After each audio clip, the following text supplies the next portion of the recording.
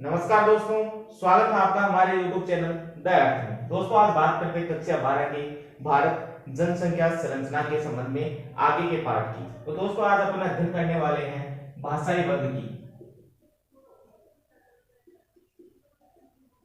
भाषाई वर्ग यानी विभिन्न प्रकार की भाषाएं, कौन कौन सी भाषाएं हैं जो भारत में बोली जाती है, भारत के विभिन्न वर्गों के द्वारा बोली जाती है। तो दोस्तों भारत एक भाषाई विविधता वाला क्या है, राष्ट्र है। यानी कि भारत में तरह तरह की भाषाएं हैं वह बोली जाती है। भारतीय संविधान की बात करें तो 22 भाषाओं को यहाँ अनुसूचित किया गया है।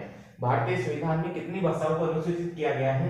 22 भाषाओं को अनुसूचित किया गया है। भारतीय भाषाओं को उनकी बोली एवं उत्पत्ति, उनकी बोली एवं उत्पत्ति के आधार पर 4 वर्गों में बांटा गया है या 4 समूहों में बांटा गया है। उसकी बोली या उत्पत्ति के आधार पर 4 वर्गों में उसको बांटा गया है। कौन कौन से? पहला है इंडो यूरोपियन, दूसरा है द्रविडियन, इंडो यूरोपियन, द्रविडियन और साइनो साइनो तिब्बतन,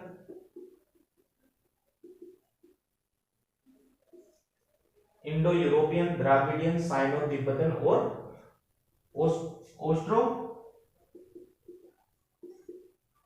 एशियाटिक।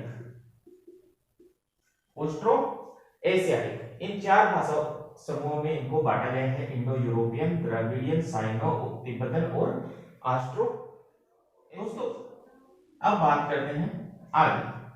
दोस्तों इंडो यूरोपियन और द्रविडियन, इंडो यूरोपियन और द्रविडियन ये 98% भाषाओं का जो संबंध है वह इन दोनों भाषाओं से है। मतलब भारतीय भाषाओं में 98% इंडो यूरोपियन और द्रविडियन भाषा वह बोली जाती है या अन्य भाषाओं का संबंध है इन दो भाषाओं से भारत में माना जाता है कि भारत में जो भाषाओं का संबंध है 98% उनका संबंध इन दो भाषाओं से है। इंडो यूरोपियन और द्राविडियन भाषा से इनका संबंध माना जाता है। अगर बात करें कि भारतीय आर्य या इंडो यूरोपियन समूह है भारत के विशालतम भाषाई समूह है। कौन कौन से? भारतीय आर्य या इंडो यूरोपियन संघ है, सॉरी जो भाषा है, समूह है, वह भारत का विशालतम भाषाई समूह है माना जाता है। क्या माना जाता है? विशालतम भाषाई समूह। किसको माना जाता है? इंडो यूरोपियन यानी भारतीय आर्यों को क्या माना जाता है? भारत का सबसे विशालतम जो भाषाई समूह है वह इसको माना जाता है। किसको? इंडो यूरोपियन को। दोस्तों संस्कृत को सभी भाषाओं की क्या मानते हैं? जननी मानते हैं। सभी भाषाओं की जननी संस्कृत को मानते हैं, जबकि हिंदी विश्व में अंग्रेजी और चीनी भाषा के बाद में बोले जाने वाली तीसरी सबसे बड़ी भाषा कौन सी है? हिंदी है। कौन सी है? हिंदी। यानी विश्व में बात करें तो अंग्रेजी और चीनी भाषा के बाद में तीसरी सबसे बड़ी भाषा है बोले जाने वाली, वह कौन सी है? हिंदी भाषा है। दोस्तों भाषा किसी भी नृ जातीय समूह की पहचान का सबसे मुख्य संकेत या स्रोत माना जाता है। भाषा किसी भी नृजातीय या जातीय समूह की पहचान का सबसे बड़ा संकेत है, वह कौन माना जाता है? भाषा मानी जाती है। हिंदी भारत की क्या है? मातृभाषा। हिंदी कहाँ की मातृभाषा है? भारत की क्या है? मातृभाषा है। दोस्तों सन 2011 के अनुसार बात करें, सन 2011 के अनुसार बात करें कि हिंदी कितनी बोली जाती है या कितने लोगों द्वारा बोली जाती है, तो हिंदी बोली जाती है 48.69 करोड़ लोगों के द्वारा क्या बोली जाती है? हिंदी भाषा बोली जाती है, जो कुल जनसंख्या का लगभग कितना है? 40.22% है। कितना है?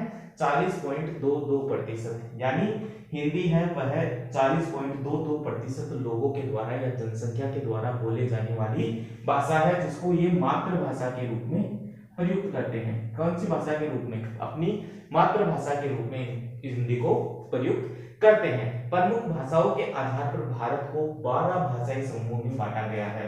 कितने समूहों में बांटा गया? 12 भाषाई समूहों में हिंदी को बांटा गया है। अब बात करते हैं धार्मिक संरचना के बारे में। दोस्तों भारत में धार्मिक जो संरचना है उसे भारतीय जनजीवन व जनसंख्या की क्या माना जाता है, प्रमुख विशेषता माना जाता है। अगर भारत में धर्मों की बात करें तो भारत 4 प्रमुख धर्मों हिंदू, बौद्ध, सिख व जैन, हिंदू, बौद्ध, सिख व जैन, इन धर्मों की उत्पत्ति का जो स्थल है वह भारत को माना जाता है। अब दोस्तों बात करते हैं 2011 की जनगणना के अनुसार भारत में विभिन्न धर्मों का कि भारत में कौन कौन से धर्म कितने प्रतिशत है वह उनकी जनसंख्या मिलती है, उन धार्मिक संरचनाओं के बारे में अध्ययन करते हैं। देखते हैं 2011 की जनगणना के अनुसार।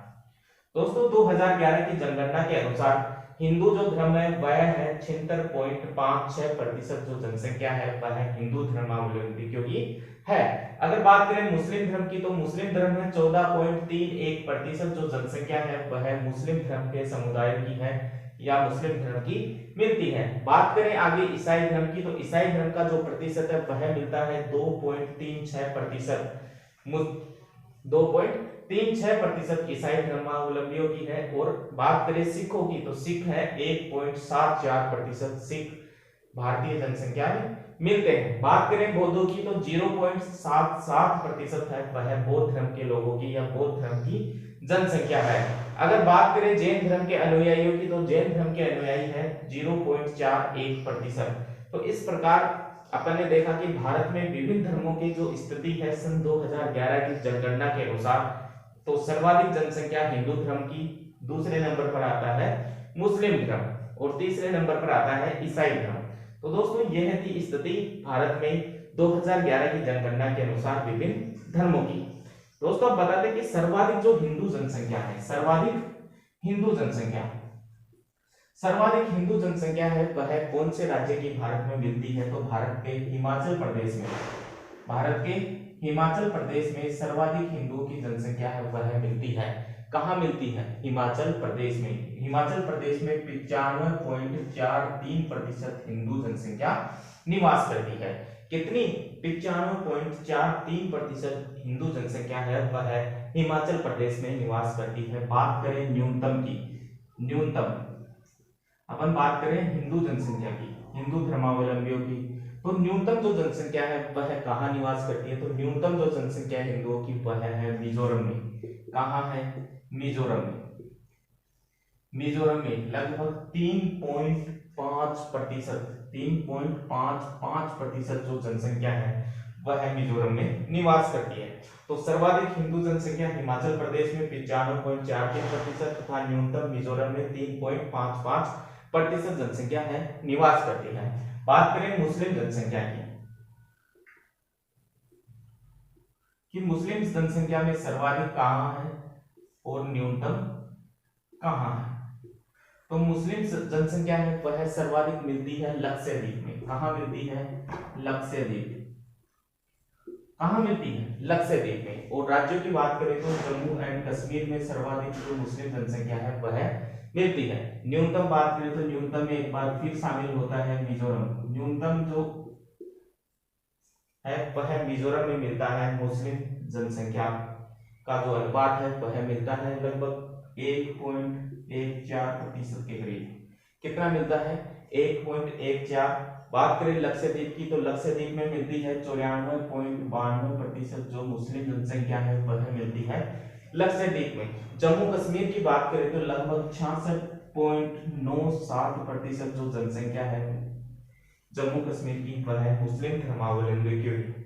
तो यह स्थिति है हिंदू और मुस्लिमों की। भारत में हिंदू जनसंख्या सर्वाधिक हिमाचल प्रदेश में, सबसे कम मिजोरम में। मुस्लिम धर्म की बात करें तो सबसे ज्यादा जनसंख्या जम्मू कश्मीर में और केंद्र शासित प्रदेशों में लक्षद्वीप में।